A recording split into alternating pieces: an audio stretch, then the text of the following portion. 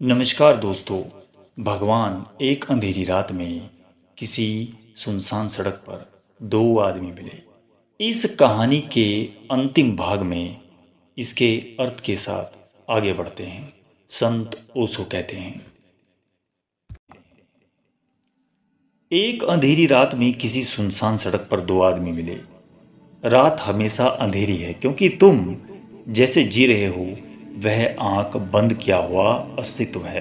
दिन तुम्हारे लिए कभी खत्म होता ही नहीं। दिन सूरज की उगने से थोड़े ही संबंधित है। दिन आंख के खुले होने से संबंधित है।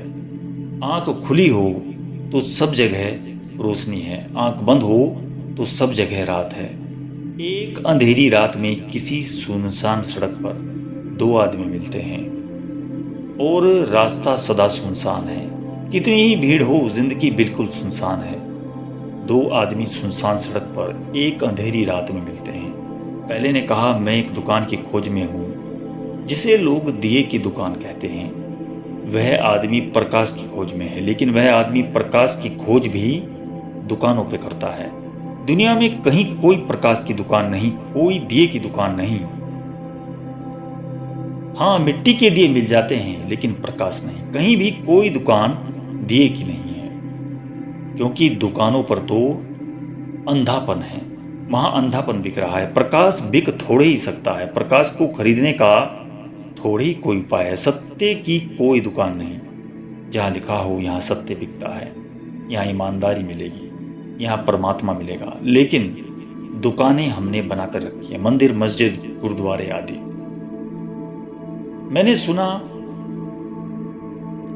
और अब तुम्हें बताता हूं, मंदिर तो वहां है जहां तुम बदलते हो, तुम्हारा संग्रह नहीं। जहां तुम्हारे भीतर क्रांति होती है, तुम दूसरे हो जाते हो। इसलिए तुम पर ही निर्भर है कि मंदिर दुकान रहेगी कि नहीं। अगर तुम्हें कहीं जाने पर कोई परिवर्तन महसूस ना हो तो बस दुकान है। लेकिन अगर वहां तुम अपने को बदलने गए हो तो बदल कर भी आ सकते हो। मंदिर और मस्जिद दुकान हो गए हैं क्योंकि हम सब दुकानदार हैं। हम हर चीज को दुकान बना लेते हैं। रत्ती फर्क नहीं है तो तुम्हारा जीवन व्यर्थ। अगर तुम थोड़ा बदलने का प्रयास करो तो जीवन सार्थक हो सकता है। तुम जैसे थे उससे अगर तुम थोड़े से ज्यादा सच्चे हो सकने में समर्थ हो जाओ। तुम जैसे आए थे उससे अगर तुम थोड़े से ज्यादा ध्यान युक्त हो सको। तुम जैसे आए थे, अगर तुम्हारी आंख थोड़ी सी भी खुल जाए तो जिंदगी सार्थक हो जाएगी, व्यर्थ ना गई। लेकिन तब तुमने जिंदगी को मंदिर की तरह उपयोग किया, दुकान की तरह नहीं। लेकिन दूसरे आदमी ने इस कहानी में कहा कि मैं यहां पास रहता हूं, तुम्हें उसका रास्ता बता सकता हूं। जो पास ही रहते हैं केवल वे ही रास्ता बता सकते हैं। जब तुम किसी गुरु के पास जाओ तो वह क्या कहता है यह मत देखना। वह किस तरह के कपड़े पहनता है मत देखना। क्या खाता है, क्या पीता है मत देखना, क्योंकि यह सब तो संसार की बातें हैं। तुम तो यह देखना कि क्या वह परमात्मा के पास है। कैसे तुम पहचानोगे? क्योंकि जब कोई आदमी संसार के पास रहता है तो उसमें कुछ घटनाएं घटती है। उसमें क्रोध होगा, लोभ होगा, मोह होगा, अहंकार। यह संसार के पास रहने वाले आदमी में घटती है। परमात्मा के पास रहने वाले आदमी में इससे विपरीत घटता है। वह थोड़ा विनम्र हो जाता है, बहुत ज्यादा विनम्र। वह अहंकारी नहीं रहता, क्रोधी नहीं रहता, कामी नहीं रहता, लोभी नहीं होगा। इनको पहचानो। अगर तुम्हें थोड़ी सी झलक मिले और स्वभावतः जिस आदमी में ये सब बातें न होंगी वह आदमी शांत होगा, प्रसन्न होगा। एक प्रफुल्लता होगी उसमें, एक ताजगी, जैसे उसका फूल सदा नहाया हुआ हो। उस पर कभी कोई धूल जम नहीं सकती। उसका दर्पण एकदम साफ होगा। आंखों में झांकना और तुम कोशिश करना कि उसके पास बैठकर यह जानने की क्या इस आदमी के पास कोई सुगंध है। जो संसार में असंभव है।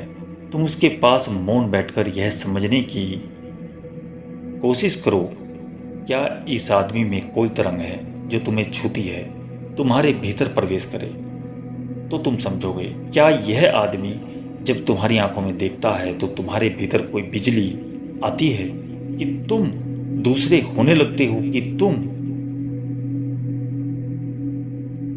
मिटते हो और कुछ नया होता है। क्या इस आदमी के पास शांति और क्रांति ये सब घटता है। इस आदमी का स्वाद लेना क्या कहता है, यह बहुत मूल्यवान है, क्योंकि पंडित भी तोतों की तरह दोहराते हैं। ज्ञानियों ने कहा नकलची बंदरों की तरह उसकी नकल करते हैं। ज्ञानियों ने आचरण किया, तुम पाओगे सब तरफ अभिनेता हैं, नकलची हैं, साधु नकलची हो गए हैं। तोतों को तुम पंडित कहते हो, बड़ी कठिनाई है, तो पहचानोगे कैसे। पर जो आदमी परमात्मा के पास है, अगर तुम ध्यान दोगे तो पहचान लोगे।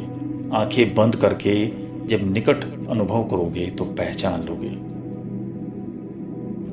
उस आदमी ने कहा मैं पास ही रहता हूं और रास्ता बता सकता हूं, मैं खुद खोज लूंगा। पहले आदमी ने कहा मुझे रास्ता बता दिया गया है और उसे मैंने लिख भी लिया है। यह आदमी जो कह रहा है, यह तो सारी दुनिया, सभी संप्रदाय के अनुयायी कह रहे हैं कि वो सब समझ गए हैं, पढ़ा लिखा उन्होंने सब देख लिया है। अब क्या दिक्कत है, रास्ता वो बता ही देंगे और हम बता देंगे तो तुम ढूंढ ही लोगे, किसी से पूछने की आवश्यकता अब नहीं। लेकिन जो परमात्मा के निकट रहता है उसके शिष्य को यात्रा ही नहीं करनी पड़ती। अगर तुम सच में ही श्रद्धा से भर जाओ तो यात्री यात्रा छोड़ सकते हैं। अगर तुम इतने लीन हो सको गुरु के साथ तो तत्क्षण परमात्मा में खींच लिए जाते हो। यात्रा बिल्कुल नहीं करनी पड़ती, क्योंकि फासला बिल्कुल भी नहीं है। अब इसको समझो, परमात्मा के जो पास है, अगर तुम उसके बिल्कुल पास हो जाओ तो यात्रा समाप्त हो जाती है। यही श्रद्धा का अर्थ है। परमात्मा है, उसका हमें पता नहीं, इसलिए गुरु को हमने साक्षात ब्रह्म कहा है।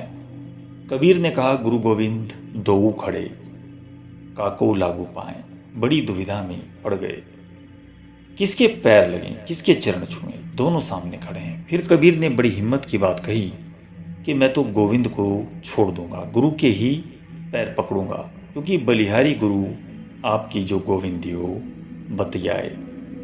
प्रश्न खड़ा हो गया, किसके चरण छूं? दोनों एक साथ खड़े हैं। तो कबीर ने कहा मैं ही गुरु के चरण छूंगा, क्योंकि उसकी ही कृपा है, उसने गोविंद को बता दिया, मैं उसके द्वारा ही गोविंद तक पहुंचा। परमात्मा के जो निकट है वह गुरु है। अब तुम कैसे गुरु के निकट हो सकोगे, वही श्रद्धा है, क्योंकि जितना संदेह होगा उतनी दूरी होगी, जितने प्रश्न होंगे उतना फासला होगा, जितना तुम समझदार दिखोगे उतने ही पास आना मुश्किल होगा। पास आने के लिए हिम्मत चाहिए, समझदारी नहीं। पास आने के लिए बुद्धिमानी चाहिए, चालाकी नहीं, क्योंकि तुम चालाक हो, इसीलिए दूरी बनी हुई है। तुम जितने होशियार दिखोगे उतने ही दूर हो जाओगे, तुम सरल हो जाओगे उतने निकट हो जाओगे। इसलिए अक्सर यह होता है कि गुरु के पास होशियार आदमी पहुंचकर दूर बने रहते हैं। वे एक एक कदम फूंक कर रखते हैं। भोले भाले आदमी एकदम पास आ जाते हैं। और तुम जितने गुरु के पास आते हो उतने ही तुम परमात्मा के पास आ जाते हो। जैसे जैसे तुम गुरु के पास आने लगोगे वैसे वैसे गुरु की रूपरेखा होने लगेगी, परमात्मा की रूपरेखा प्रकट होने लगेगी। एक दिन तुम अचानक पाओगे कि जिस दिन तुम गुरु में लीन हो गए उस दिन तुम परमात्मा में लीन हो गए, क्योंकि गुरु के तो सिर्फ एक द्वार था, उससे तुम आर पार चले गए। तो कबीर ठीक ही कहते हैं, बलिहारी गुरु आपकी जो गोविंद दियो बताए, वे पैर गुरु के छूते हैं। गोविंद के मुकाबले भी पास आने का नाम श्रद्धा है। संदेह दूर रखना है। संदेह एक तरह की दुश्मनी है, श्रद्धा एक तरह का प्रेम है। और फिर जो आदमी कहता है मैं तो खोज ही लूंगा, यह आदमी अहंकारी है। यह क्या कहता है? अहंकारी को अगर तुम मार्ग भी बताने जाओ तो इनकार कर देगा। क्षमा करो, मैं खोज लूंगा, क्योंकि मैं इतना भी झुकने को राजी नहीं कि किसी से पूछ ही लूं। इसलिए गुरु से लोग बचते हैं, शास्त्र को पकड़ते हैं। ऐसे लोगों को पकड़ते हैं जो शास्त्रों को पकड़े हुए हैं, ताकि कोई दिक्कत ही ना हो। पहला आदमी कहता है तो दूसरे ने कहा, फिर तुम इस संबंध में बात ही क्यों करते हो, जब खुद ही खोज लोगे? जब कहते हो कि मैं खोज लूंगा, और जब कहते हो शास्त्र मेरे पास है, मैंने लिख रखा है, किसी ने मुझे बता दिया और मैंने सब समझ लिया, तो इसकी बात क्यों करते हो? उस आदमी ने कहा, सिर्फ बात करने के लिए। तुम में से 100 में से 99 ऐसे ही है, परमात्मा की बात करते हैं। ऐसा भी हो सकता है कि अगर मैं तुमसे पक्का कहूं कि आज ही मिलवा दूंगा, तो तुम कहोगे कि हमें जरा मौका दो, सोच कर आने दो, क्योंकि अभी और कई काम उलझे पड़े हैं, उनको निपटा लेता हूं। परमात्मा की इतनी जल्दी नहीं, मैं तो ऐसे ही बात करने चला आया था। इस तरह के आदमियों को मैं भली भांति जानता हूं, रोज में मेरे पास आते हैं। लोग मेरे पास आकर कहते हैं गुरुवर मार्ग बताएं, लेकिन उनका समर्पण बिल्कुल नहीं है। मेरे पास लोग आते हैं, वे कहते हैं श्रद्धा तो हम नहीं कर सकते, लेकिन सलाह ले सकते हैं। लेकिन दुनिया में कोई भी सलाह ले जा सकती है, बिना श्रद्धा के सुनी जा सकती है। लोग कैसे लेने के लिए? तो श्रद्धा वाला समर्पित हृदय चाहिए। कान सुन ही तो लेते हैं बस, हृदय कैसे सुनेगा? बुद्धि में भर लोगे, आत्मा तक नहीं जाएगा। और वे कहते हैं कि मार्ग बताएं, तो कैसा मार्ग? उस आदमी ने एक बात और कही, अच्छा स्थानीय आदमी से जानकारी ले लो, यानी कि जो पहुंच गए, जिनको हम सिद्ध कहते हैं। तुम किसी दार्शनिक से खबर लेकर आ गए हो, उसे भी शायद पता नहीं होगा, इसलिए कागज उसने पकड़ा दिया। ज्ञानियों ने कागज नहीं पकड़ाए, ज्ञानियों ने तो हाथ में अंगारा रख दिया, जो तुम्हें जला दे, तुम्हारी राख कर दे, और तुम्हारे भीतर नए का जन्म हो जाए। तुम्हारी राख से परमात्मा उठेगा। तुम मिटोगे तो ही उसका जन्म है। लेकिन दार्शनिक किताबें देते हैं, शास्त्र सूचनाएं और बड़ी विस्तार से नक्शे दे देते हैं कि ये रहे नक्शे, जाओ। तुमने मंदिरों में देखा होगा, स्वर्ग नरक के नक्शे टंगे हैं, कहां से कहां तक जाओगे, सब बनाया हुआ है। अगर जैनियों से पूछा जाए कि राम कहाँ है, तो कहते हैं मोक्ष में। वे कहेंगे वे गए ही नहीं, कहाँ का सवाल ही नहीं, क्योंकि जा कैसे सकते हैं? इतनी हत्या की, युद्ध में पत्नी के साथ रहे, संसार का सुख भोगा, जा कैसे सकते हैं? तुम पूछो हिंदुओं को, तुम्हारे वैकुंठ में महावीर के लिए कोई छोटा मोटा स्थान है बैठने के लिए? इस नंग धड़ंग आदमी को कहाँ प्रवेश दोगे? और जरा अच्छा भी नहीं लगेगा, क्योंकि हिंदुओं का वैकुंठ राजशाही वाला है, वहां तो सब शाही है। यह आदमी नंगा कहाँ घुस गया, और एक उपद्रव बढ़ गया, बड़ा मुश्किल है। बुद्ध को कहाँ बैठाओगे? कोई जगह नहीं, शास्त्र भी नहीं मानता, वेद भी नहीं मानता, इसकी कोई जगह नहीं। तुम्हारे स्वर्ग इतने छोटे हैं कि तुम्हारे सिवाय किसी को वहां जाने की इजाजत भी नहीं। काल कोठरी है तुम्हारे स्वर्ग, नरकों से बदतर उनकी स्थिति है। तुम्हारा स्वर्ग भी इतना विराट नहीं कि सबको संभाले, बस तुम ही और तुम्हारे गुरु पहुंच गए तो काफी है। तुम कारागृह में रहने के आदी हो गए हो। तुम मोक्ष का नक्शा बनाते हो, कारागृह की दीवारों के आधार से बनाते हो। उस आदमी ने कहा, अच्छा होता कि किसी स्थानीय आदमी से जानकारी लो, किसी सिद्ध से जो पहुंचा हो। नहीं भटकोगे तलाश में। कहीं प्रकाश दुकानों पर बिकता है, प्रकाश कहीं बिकता है, आदमी को प्रकाश बनाना पड़ता है। वह दूसरा आदमी एक सूफी दरवेश है, एक सूफी फ़कीर है और सूफी इस तरह की भाषा में बोलते हैं। वे सीधा नहीं बोलते, क्योंकि वे कहते हैं कि सीधा तो तुम समझ ही नहीं पाओगे, कहानी भी समझ लो तो बहुत है। सत्य को समझने की तुम्हारी क्षमता नहीं, लेकिन शायद कहानी से तुम्हें थोड़ी थोड़ी झलकें मिले। लेकिन वह आदमी बोला, जो मुझे बताया गया उस पर मुझे भरोसा है, पक्का भरोसा है। वही मुझे यहाँ तक लाया है। मैं किसी और आदमी, किसी और चीज का भरोसा नहीं कर सकता। यही भ्रांति है। ध्यान रहे, जब तुम कहते हो कि मुझे किसी एक पर पक्का भरोसा है, तभी तुम चुक गए, क्योंकि भरोसे का एक और दो कोई संबंध नहीं। भरोसा तो तुम्हारा आंतरिक गुण है। भरोसा करना तो एक कला है। अगर तुम कहते हो कि मेरी आंख तो सिर्फ एक चीज को देखती है, बाकी चीजें नहीं, तो तुम कल्पना कर रहे होगे, क्योंकि आंख तो जब देखती है तो सभी चीजें देखती है। तुम अगर कहते हो कि कान तो मेरे सिर्फ एक की आवाज सुनते हैं और किसी की नहीं, तो तुम बहरे हो और आवाज काल्पनिक होगी, क्योंकि जब कान सुनते हैं तो सभी की सुनते हैं। आंख जब देखती है तो सभी को देखती है, और जब श्रद्धा भरपूर होती है तो तुम सभी पर श्रद्धा करते हो। यह हो ही नहीं सकता कि तुम एक पर श्रद्धा करो। एक ऐसे ही तुम लाए, उससे खबर मिलती है कि अभी श्रद्धा का जन्म नहीं हुआ। यह अंधविश्वास है। यह असली आंख नहीं। असली आंख डरती ही नहीं, भय खो देती है। श्रद्धा भय को जानती नहीं। वह इतनी सरल हो जाती है कि सब तरफ जहां भी रोशनी है, जहां से रास्ता हो जाता है, वहां मार्ग खोजती है। और दूसरी भी बात ध्यान रखना, जब भी तुम जोर देकर कहते हो कि मुझे पक्का भरोसा है, तब तुम पक्का जानना कि भरोसे के पीछे संदेह छिपा होता है। नहीं तो पक्का क्यों कहोगे? जिस दुकान पर तुम लिख लो कि यहाँ असली, बिल्कुल असली घी है, वहां तुम खरीदना मत। घी लिखना काफी है, असली लिखने की क्या आवश्यकता? तुम तो नकली बेचते हो, इसलिए असली लिखते हो। नकली को छिपाने के लिए असली की आड़ है। जब तुम्हारा भरोसा होता है तो पक्का क्या और कच्चा क्या। लोग कहते हैं मेरा बिल्कुल शुद्ध प्रेम है, हद हो गई।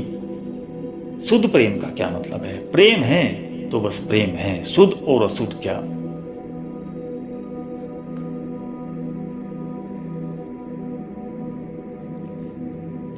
जब इस आदमी ने कहा था कि मुझे पक्का भरोसा है, तभी वह आदमी कह रहा है कि उसके भीतर संदेह का कीड़ा है।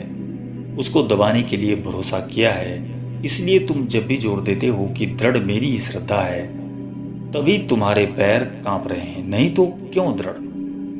श्रद्धा काफी नहीं है, उसमें विशेषण लगाने पड़ रहे हैं। श्रद्धा से और बड़ी दृढ़ता क्या है?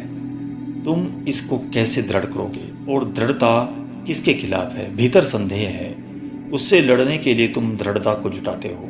जब कोई भी आदमी तुमसे बहुत कहे कि मैं प्रेम करता हूँ, मैं प्रेम करता हूँ, मैं प्रेम करता हूँ, बार बार कहे तो समझ लेना गड़बड़ है, अन्यथा कहने की क्या आवश्यकता। प्रेम प्रकट होना चाहिए। इस आदमी ने कहा कि मुझे पक्का भरोसा है, वही मुझे यहाँ तक लाया। बड़े मजे की बात है, कहाँ पहुँच गए? अभी भी पहुँच रहे हो कि दुकान कहाँ है दिए की? लेकिन तुम चलने से ही नहीं समझते, काफी चल चुके। यह आदमी कहाँ पहुँच गया है? जिस दिन इतने यात्रा की थी, उस दिन में और आज में कितना अंतर है। तब भी दिए की दुकान खोज रहे थे, अब भी दिए की दुकान खोज रहे हैं। फर्क क्या है? कोई फर्क नहीं है। सच बात तो यह है, भरोसा, श्रद्धा या प्रेम सतत प्रवाह है। यह कोई एक घटना थोड़ी ही है कि एक दफा हो गई। यह तो सांस जैसी है, प्रतिपल चलती है। तुम यह तो नहीं कहते कि ली कल सांस, बस अब आज नहीं, हो गया, ले चुके एक दफा। और जिस हवा में सांस ले ली, अब दूसरी हवा में सांस ना लेंगे। पी लिया एक दफा पानी, और जिस नदी का पी लिया अब दूसरी नदी का ना पिएंगे। जब प्यास लगती है तो पानी पीते हैं और सांस तो प्रतिपल चलती है, क्योंकि एक क्षण भी टूटी की तुम समाप्त। तुम्हारा प्रेम, तुम्हारी श्रद्धा श्वास जैसी होनी चाहिए, जो प्रतिपल चले, श्रद्धा से भरे हुए जैसी श्वास चलती है, ऐसे तुम्हारी श्रद्धा हो। सब जगह तुम सीखो खाने को, तुम्हारे पास कुछ है भी नहीं। मुझसे लोग पूछते हैं, वे कहते हैं, आप कहते हैं श्रद्धा, ऐसा किसी पर भी श्रद्धा कर लें तो धोखा हो सकता है। मैं पूछता हूँ तुम्हारे पास है भी क्या जो वह धोखा देगा? तुम उस नंगे आदमी की तरह हो जो नहाने से डरता है कि नहा लिया तो कपड़े कहाँ सुखाएंगे। श्रद्धा का मतलब कोई अंधापन नहीं, श्रद्धा एक सजगता है। जब तुम खुले मन से श्रद्धा से भरे होते हो तब तुम्हें कोई धोखा ना दे सकेगा। तब तुम्हारी श्रद्धा हो सकता है उस दूसरे आदमी को भी बदल दे जिस पर तुमने श्रद्धा की, लेकिन तुम्हें कोई धोखा नहीं दे सकता। श्रद्धा इतनी बड़ी शक्ति है, इतनी बड़ी ऊर्जा है। तुमने कभी देखा कि छोटे बच्चे को लोग धोखा नहीं देते? एक छोटे बच्चे को 1 रुपया हाथ में दे दो, वह पूरे बाजार में घूम कर आ जाता है। उसे कोई धोखा क्यों नहीं देता? कोई उससे छीन कर नहीं ले जाता। तुम लेकर आओ तो कोई छीन कर ले जाता है। छोटे बच्चे के प्रति इस तरह का सद्भाव होता है।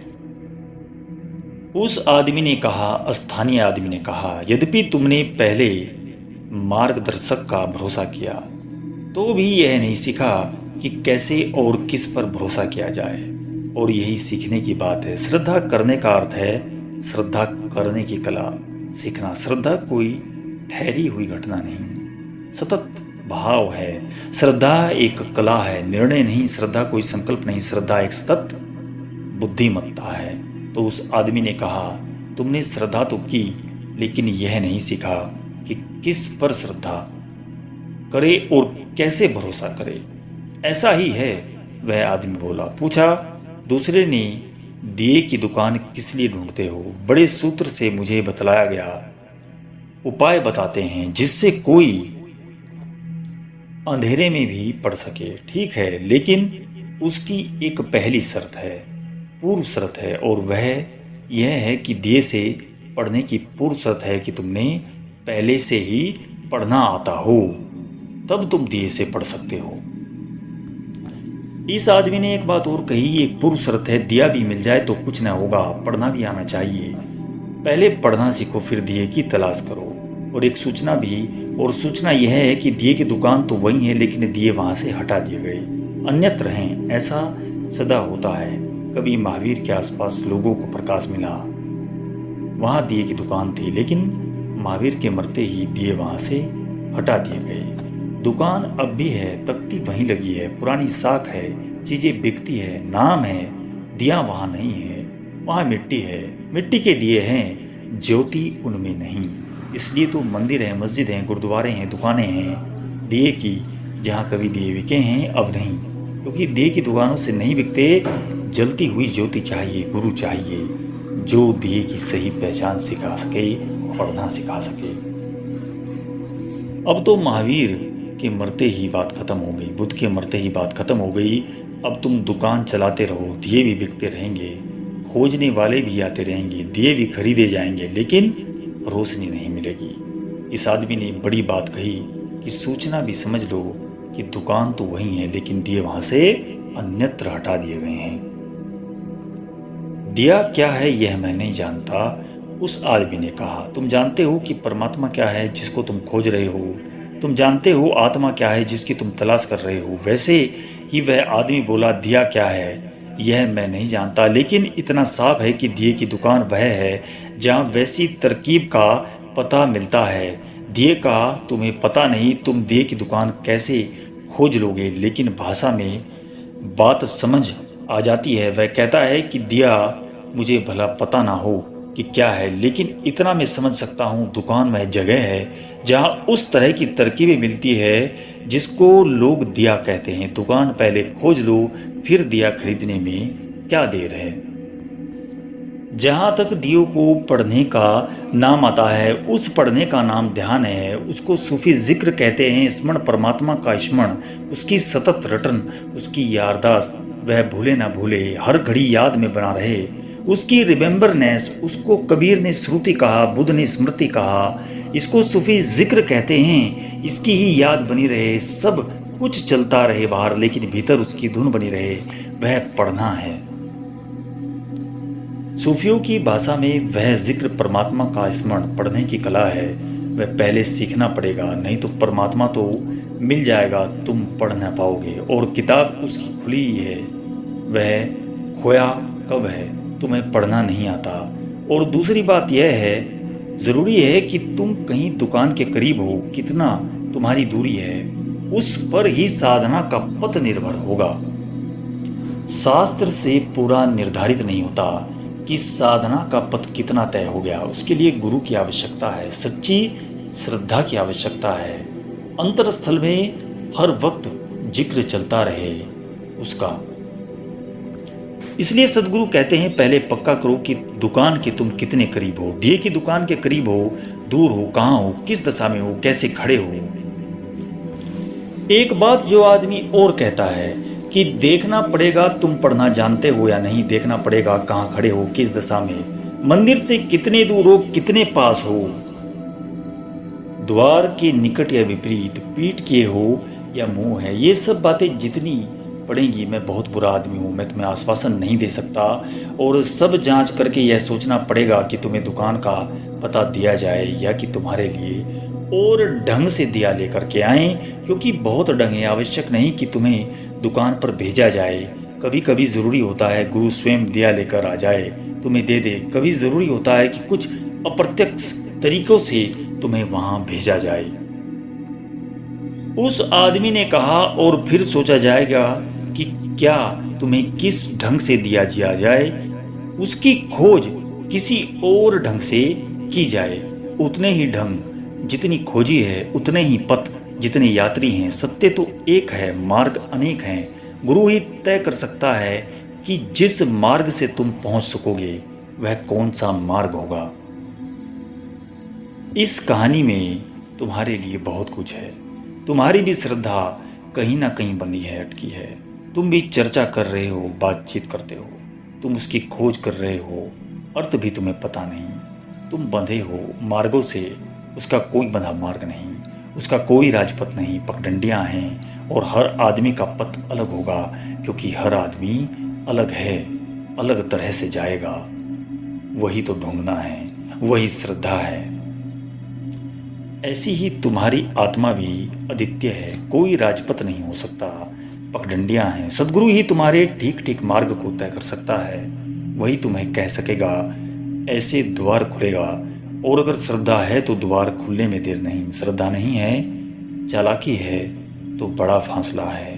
गुरु परमात्मा के निकट है, तुम गुरु के निकट हो जाओ, यही श्रद्धा का अर्थ है। गुरु के निकट हो जाना, इतने निकट हो जाना कि जैसा तुम अपने पर भरोसा करते हो ऐसा उस पर भरोसा कर लो, जरा भी दूरी ना रहेगी। फिर कोई देरी नहीं, फिर किसी भी क्षण क्रांति घट सकती है। दोस्तों, कहानी का अर्थ यहाँ पूरा होता है। अद्भुत विश्लेषण है जो ओशो ने किया है। मैं संत ओशो को, भगवान ओशो को एक बार फिर सत सत नमन करता हूँ। आगे मिलता हूँ दोस्तों किसी ऐसी वीडियो के साथ, सत्य खोज के साथ।